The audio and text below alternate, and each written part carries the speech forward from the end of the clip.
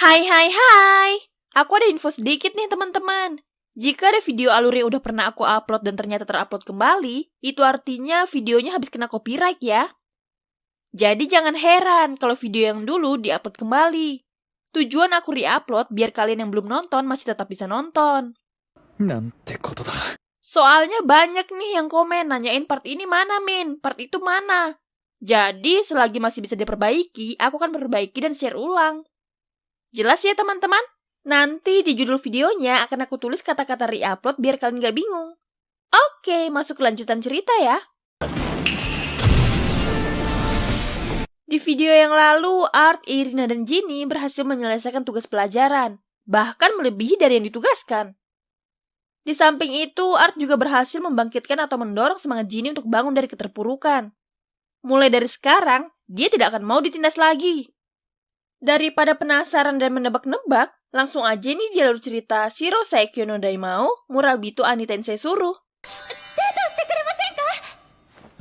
Pak Golda menawarkan sesuatu ke Art. Beliau ingin Art ikut serta dalam turnamen pertarungan yang akan diselenggarakan khusus untuk para murid.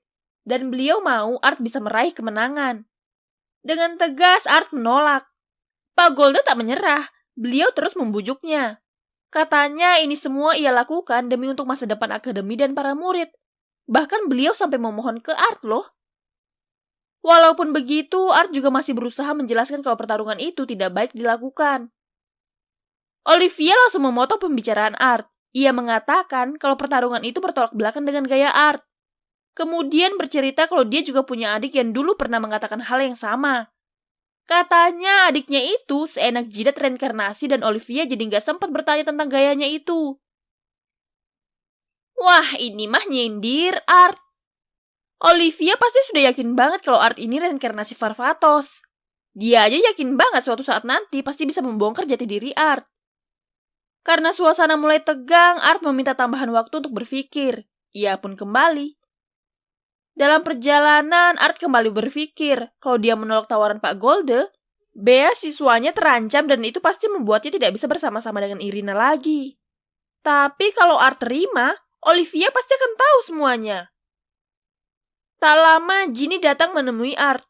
Gak pakai basa-basi, Ginny langsung mengajak Art berkencan sepulang sekolah nanti. Hah? Gak salah. Art tampak berpikir, dan akhirnya ia memutuskan untuk menolak ajakan Ginny.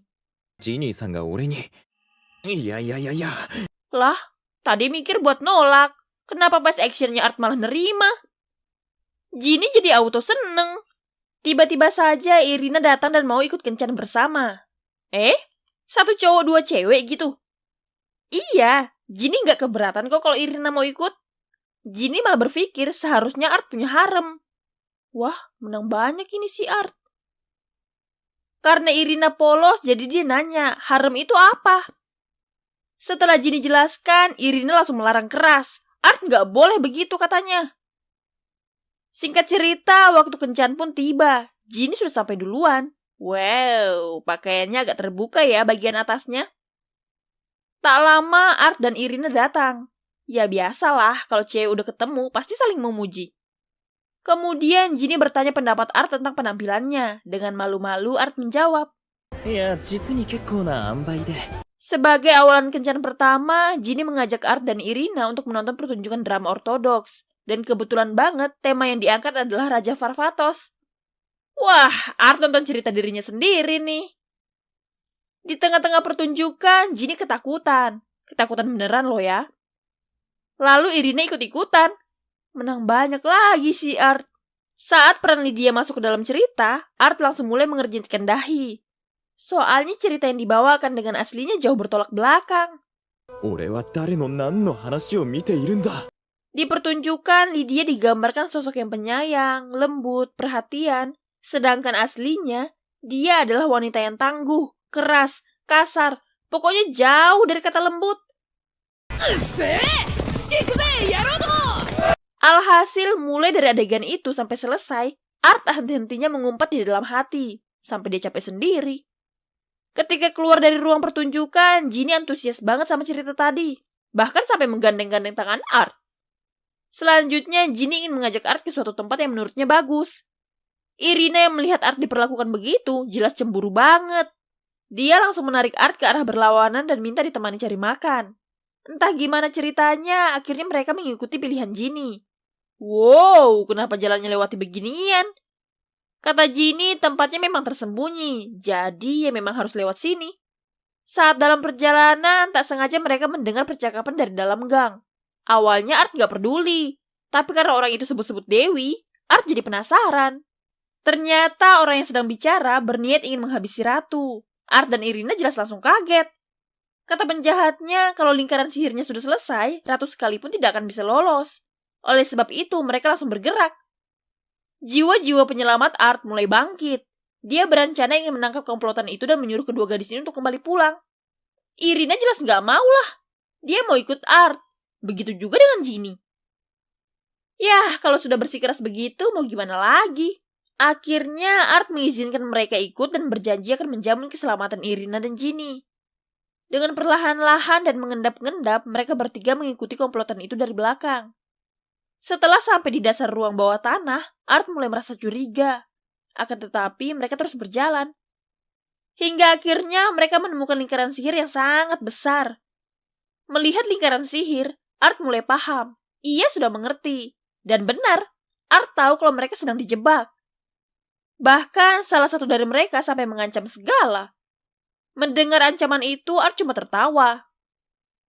Kemudian dia menjelaskan kalau komplotan ini tidak terlihat ingin menghabisi mereka bertiga. Karena kalau memang niat, harusnya mereka itu melakukannya dengan diam-diam atau semacamnya. Selain itu, pihak komplotan juga seperti sengaja memancing mereka dengan omongan mencurigakan saat mereka sedang membuat lingkaran sihir. Jadi bisa dipastikan pihak komplotan ini tidak berniat menghabisi, melainkan menangkap mereka hidup-hidup. Entah karena ketahuan atau sudah kesal dengan celotehan Art, salah satu dari mereka yang terlihat seperti pemimpin mulai membakar Art dengan sihirnya. Tapi sayangnya itu tidak melukai Art sedikit pun. Malah Art mampu memadamkan apinya. Gak pakai bicara, Art langsung menghancurkan lingkaran sihir mereka. Melihat langsung kejadian itu, para komplotan mulai panik dan bertanya-tanya, siapa orang yang ada di hadapan mereka saat ini? Hanya dengan jentikan jari, Art berhasil menyerang mereka semua. Di sini, Art gak langsung menewaskan mereka. Ia masih membiarkan mereka hidup karena penasaran apa alasan mereka mengincar Art, Irina, dan Ginny. Namanya komplotan penjahat, gak mungkin hanya dengan satu kali serang mereka langsung mengaku. Kayak sekarang ini. Pemimpin komplotan yang tadi langsung berubah menjadi iblis. Lalu ia menggunakan sihir lightning burst untuk membuat jalan keluar. Dan dia pun kabur. Kemudian dengan enteng, Art berpamitan ke Irina dan Ginny. Dia ingin mengejar iblis itu. Mereka berdua jelas kebingungan. Gimana cara ngejarnya? Iblis itu kan terbang. Emang Art bisa terbang? Weis, jangan salah. Kalau cuma terbang mah kecil. Nih buktinya. Karena udah terbang, ya udah, sekalian aja Art ngejar si iblis. Selagi mengejar, Art juga menyerang iblis itu untuk memperlambat terbangnya. Tapi tetap aja sih dia keburu keluar. Melihat situasi yang cukup ramai dan mulai terpojok, si iblis langsung menyandra seorang anak kecil yang ia temui. Warga yang melihat ada iblis jelas lari berhamburan karena panik. Kalau sudah begini, mau nggak mau, Art harus menenangkan seluruh warga. Ia mulai berteriak memperkenalkan diri. Wah, ternyata mereka tahu juga siapa ayah Art. Lalu Art menjelaskan kalau dia sudah menyudutkan iblis itu dan memastikan dia tidak akan mengancam nyawa siapapun. Tak lupa akan memberikan hukuman yang pas untuknya. Si iblis yang mendengar jelas membela diri. Art tidak akan bisa melakukan itu padanya. Soalnya kan dia punya sandera. Sanderaannya kemana? Pantesan aja si iblis nggak sadar anak sanderaannya hilang. Ternyata Art memberikan sihir ilusi ke iblis itu. Untuk kesekian kalinya, si iblis bertanya, siapa Art sebenarnya? Dengan santai, Art menjawab kalau dia hanyalah anak biasa yang tak sengaja lewat. Ya iblisnya nggak percayalah. Alhasil Art diserang agar dia dapat celah untuk kabur. Nggak akan dibiarkan. Dengan sihir Flash of Babel, iblis itu pun lenyap, hancur lebur di udara. Sesampainya di daratan, ibu dari anak yang disandra tadi langsung mengucapkan banyak terima kasih ke Art. Bahkan seluruh warga yang melihat kejadian tadi juga turut bersorak-sorai atas kehebatan Art. Berkat aksi Art ini, ia dan kedua wanitanya menghadap Yang Mulia Ratu. Di sini Art sudah memikirkan rencana untuk bisa memanfaatkan keadaan ini biar ia bisa terhindar dari turnamen pertarungan dan bisa mendapatkan anggaran buat akademi. Tak lama hal mengejutkan terjadi. Irina memanggil ratu itu dengan panggilan akrab. Seluruh orang yang ada di situ jelas kaget dan sinis ke arah Irina. Ia dianggap lancang dan tidak sopan. Mendengar tuduhan seperti itu, Irina membela diri. Melihat kejadian ini, sang ratu justru tertawa geli. Ternyata mereka memang teman akrab. Baiklah, kembali ke pembahasan awal. Tujuan ratu memanggil mereka bertiga karena ingin memberikan hadiah. Sejujurnya, Art sama sekali nggak tahu harus bersikap seperti apa sekarang. Apakah dia harus senang dengan hebohnya, atau dia harus bersikap biasa saat tahu dirinya akan diberi hadiah? Alhasil setiap ratu berbicara, Art hanya iya, dan iya. Bahkan sampai ratu meminta Art jadi suaminya, dia iya-iyain juga. Aduh, kelakuan ratu udah mulai ngaco nih. Kurang lebih sama kayak Ginny. Untung Irina masih teguh sama larangan Art yang gak boleh melakukan itu. Oke, balik lagi nih ke soal hadiah. Rencananya, sang ratu akan menganugerahi Art dengan gelar penyihir segi 5. Masyarakat yang mendengar keputusan ratu jelas protes. Art juga gak setuju sih. Dengan bahasa yang lebih halus, Art menolak hadiah itu. Kalau dipaksa, Art cuma minta ratu meningkatkan anggaran Akademi Sihir La Ville tempat ia bersekolah. Alasan Art meminta itu katanya karena ingin balas budi ke Pak Golde. Padahal mah biar terbebas dari turnamen dan gelar itu. Karena ratu nggak menyangka Art meminta hadiah yang bukan untuk kepentingan pribadinya, akhirnya ia memberikan kedua hadiah itu. Kenaikan anggaran serta gelar penyihir segi 5. Warga makin protes dong.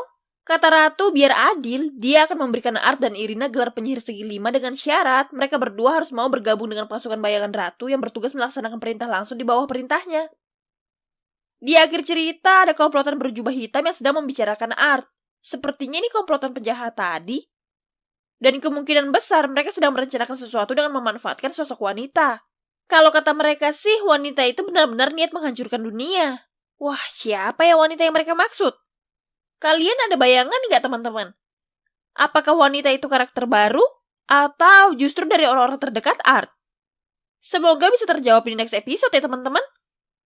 Aku juga nungguin Olivia membongkar identitas asli Art nih. Penasaran gitu sama reaksi dia. Soalnya Art kan main reinkarnasi seenak jidat. Ya udah teman-teman, jalan cerita Art sampai di sini dulu ya. Happy watching and see you next week. Thank you. Bye-bye.